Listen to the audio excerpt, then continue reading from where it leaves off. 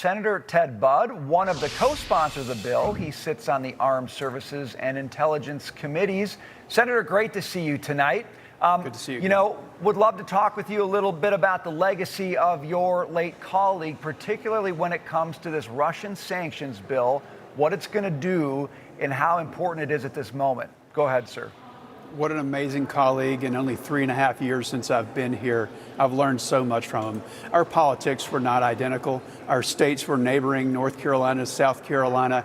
But I learned so much from his intensity and just his ability to build relationships with those that you didn't always agree with. I mean, you look at President Trump 2016, they were obviously on opposite pages, competing against each other, and then they came to be the best of friends, golfing friends, working together on policy. But he was always hilarious. I will miss him. We will miss him here in the Senate, and I think that would go for both parties.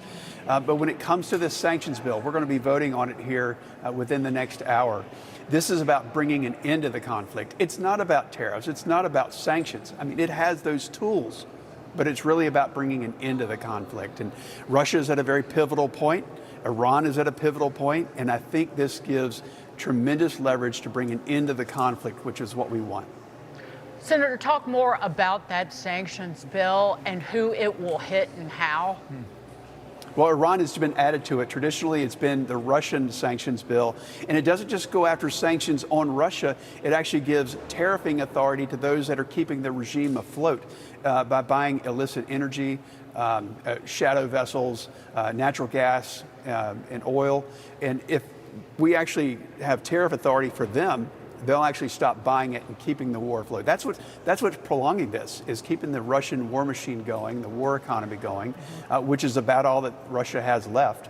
And if we pinch that off through people buying illegal oil and natural gas, then it should bring a quick end to this. That's the hope here. And I think it's a great bill because it doesn't go after sanctions, which Russia is famous for evading. It goes after those that are keeping it afloat. The tariffs piece of it, I know, was a hang-up for a while. Has that been resolved? Is this going to get passed with flying colors tonight? Well, we'll know tonight, but it's narrowly written. It's focused just on those. And look, those countries, they have a choice. The goal is not to give them tariffs or any penalty. The goal is to bring an end to the trading with Russia, which is keeping the regime afloat. I think it was the last speech Lindsey Graham made in Ukraine when he was still there earlier this month, was the goal was not even to antagonize Putin, it's to bring an end to this. That's the goal. Stop keeping this war machine afloat, stop keeping their economy afloat, and that will bring an end to it, which is the goal. Does this have broad, I will use this, MAGA support? Because again, this is not U.S. dollars going to Ukraine. This is starving Russia of dollars. This is siphoning. This is the opposite of sending money. This is basically setting money on fire, if you will, Senator. Our final word. Yeah, I think it's much bigger than MAGA. It includes that, but it says, hey, I think we're all for peace. We just want to do it in the right way. And it's without sending U.S. taxpayer dollars there.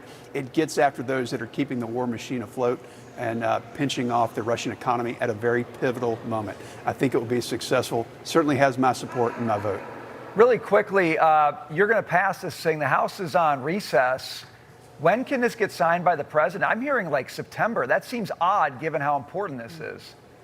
Well, look, we're going to pass it out of the Senate. I wish the House was around here. We're going to be around here for a couple more weeks, and we're here till the fight is done. But I don't know if the House plans to come back. Maybe they will. But we're here until our work is done, and then we'll be right back in September. And our work is not going on recess. We'll be working back in our states, me in North Carolina, other senators in their states. So we're going to get this done first, and then we'll hopefully get it done by the House.